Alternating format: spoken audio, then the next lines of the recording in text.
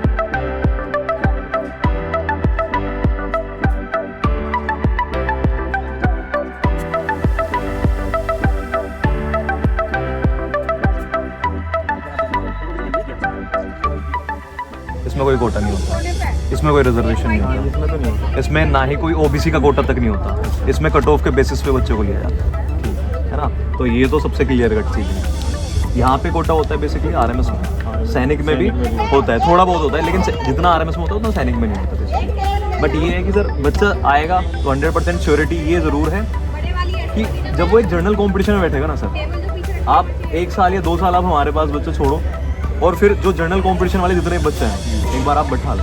उसके अलावा भी तो है, जैसे नवोदय है, कुरुक्षेत्र है, पहले 6th का सर नवोदय आप हमारी अकेडमी में अगर बच्चा लेके आओगे, नवोदय का स्टाम्प है, 100% स्टाम्प पे लिख के, कुरुक्षेत्र का स्टाम्प है, 110% सिलेक्शन।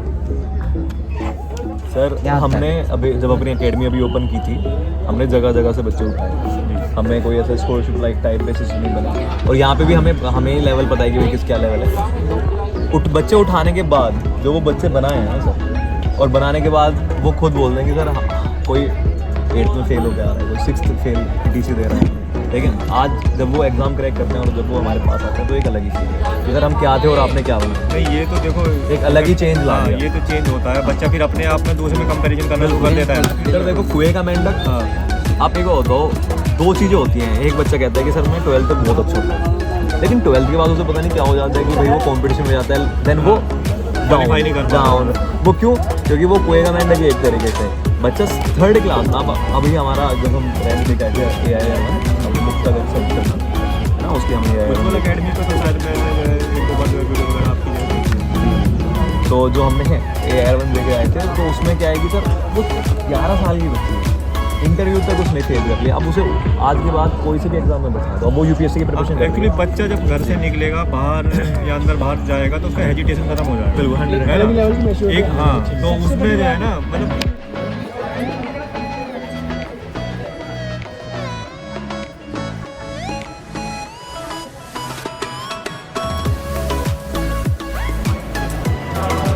हमारे बोर्ड से एक teacher, roll number 2, roll number 3, roll number 4, roll number 5, roll number 6, roll number 7, roll number 8, roll number 9, 10।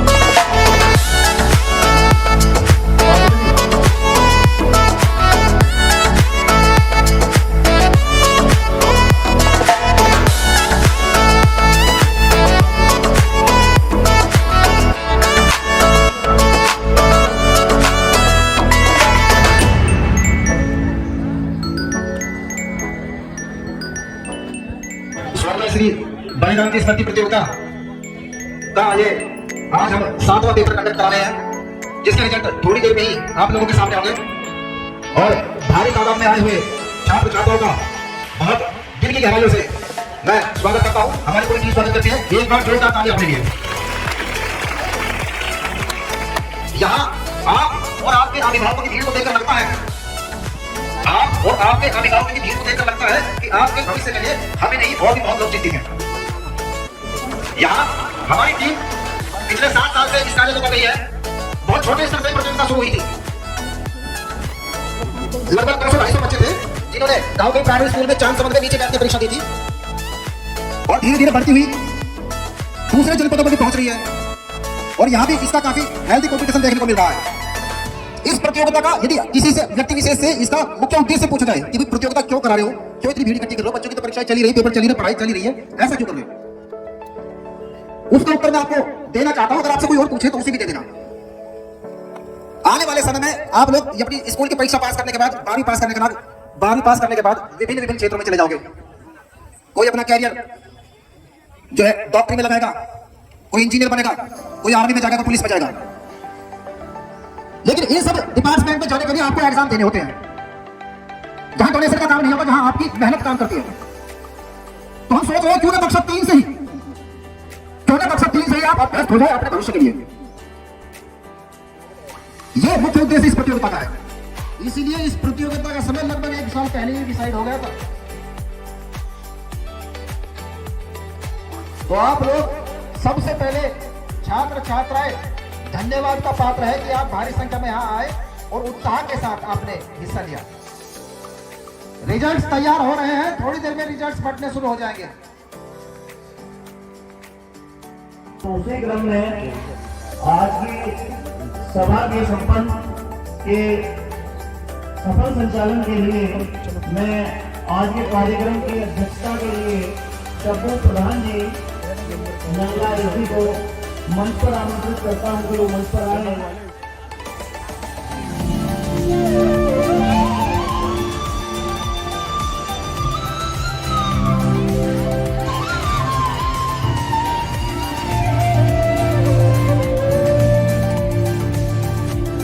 Saraswati नमस्तुभ्यं वरदे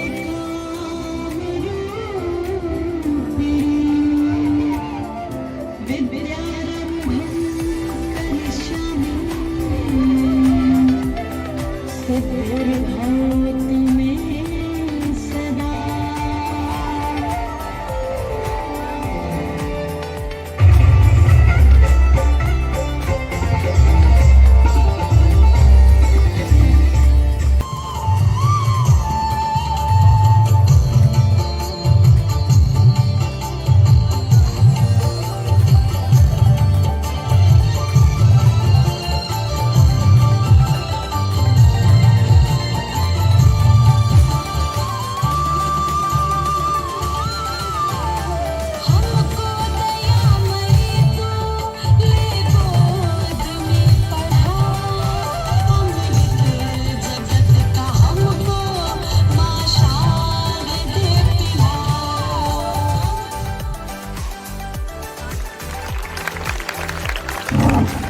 बहुत अच्छे फ्री में अपने गांव के व्यक्तियों को देखते हैं। इसी क्रम में जो हमारे मुख्य अतिथि हैं विनोद अशोक चेयरमैन जी, मैं चाहूंगा फलावदा नगर पंचायत माननीय प्रधानाचार्य महोदय अशोक सैनी जी चेयरमैन है वर्तमान फलावदा के, जिन्होंने पहली बार रिकॉर्ड 77 वर्ष आजादी के बाद में पहली बार फलावदा की नगर पंचायत पर अपना परचम फहराया है। जोरदार तालियों से चेयरमैन साहब का स्वागत करें। और वर्तमान में लगातार 5 वर्षों से टिकोला शुगर मिल के चेयरमैन है डॉक्टर साहब का भी बहुत बहुत स्वागत है। कार्यक्रम के अध्यक्ष श्री सद्दू प्रधान जी नंगला एसडी का भी चाहूंगा प्रधानाचार्य जी स्वागत करें। उज्ज्वल अकेडमी के संचालक उज्ज्वल प्रसाद जी रानीनगर से उनका भी इस कार्यक्रम में बहुत बहुत स्वागत है। बालीराम जी जो है वो भी पट्टे पहनाकर उनका स्वागत करें। उसके बाद हाजी सैयद बाबा प्रधान जी नंगला एसडी,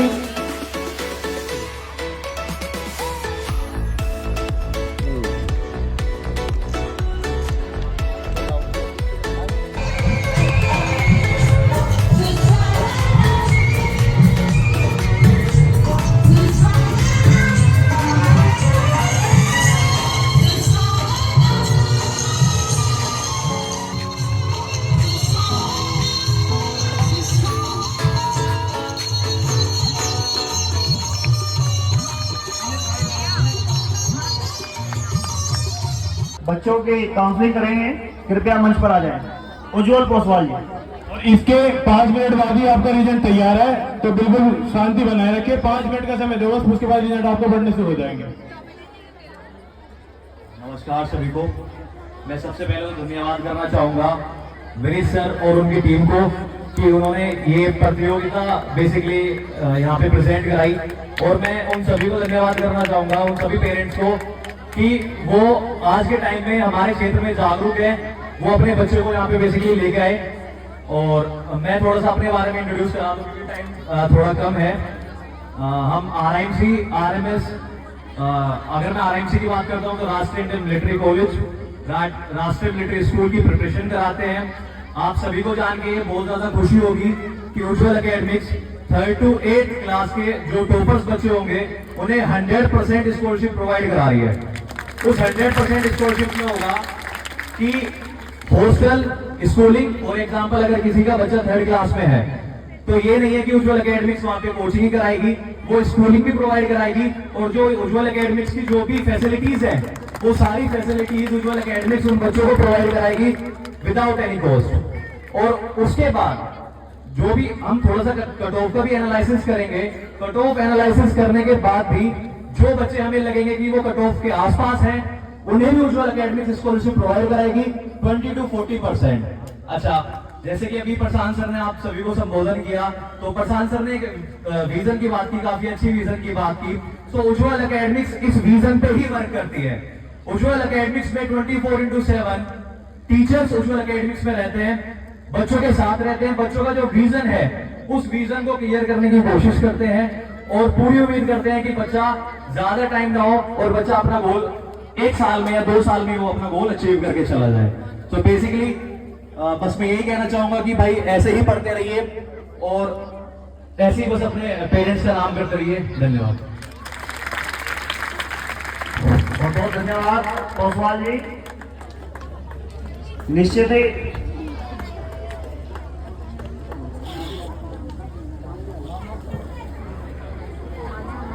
आप जैसे जो संस्थाएं हैं निश्चित ही बच्चों के भविष्य के लिए, उज्जवल भविष्य के लिए एक नींव का कार्य करेंगी, ऐसी हम अपेक्षा करते हैं। ये ऐसा प्रोग्राम है जिसमें आप ये देखिए कि तो आपके कोचिंग के जो लोग आए हुए हैं ये छोटे मोटे लोग नहीं हैं। दृष्टि IAS ने जो कितने IAS है, IPS या सिविल सर्विसेज में लोगों को आगे बढ़ा दिया है। इसी तरीके से ये उज्जवल एकेडमिक वाले लोग हैं, तो ये आपको फ्री तालीम देने की बात कर रहे हैं। ये बहुत बड़ी बात है आज के दौर में, जहाँ बराबरी का दौर लेकिन कभी भी नहीं रहा। कोई ये कहता है कि साहब आज के दौर में ऐसा मानता है, नहीं ऐसा नहीं, पहले भी ऐसे था। पहले भी लोग बड़े भी होते थे, छोटे भी होते थे, गरीब भी होते थे, लेकिन उनके पास इतनी अपॉर्चुनिटीज नहीं होती थी कि वो आगे बढ़ सके। अब हैं बहुत सारे। सबसे पहले बोलेंगे उत्साह के लिए भारत माता की, भारत माता की, भारत माता की।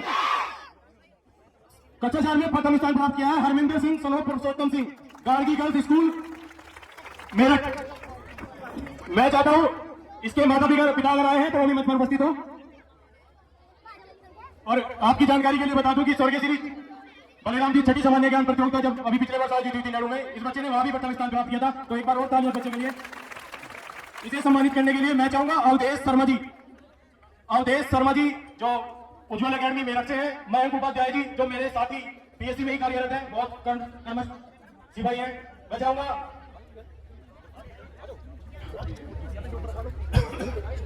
मैं चाहूंगा टीम सर्टिफिकेट शील्ड और एक तस्वीर देकर बच्चे को सम्मानित करेगी।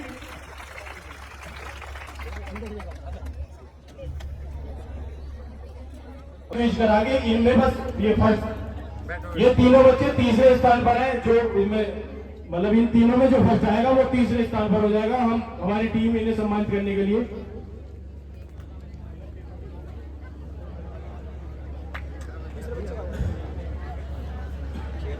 ये आते वाली से हटा दो।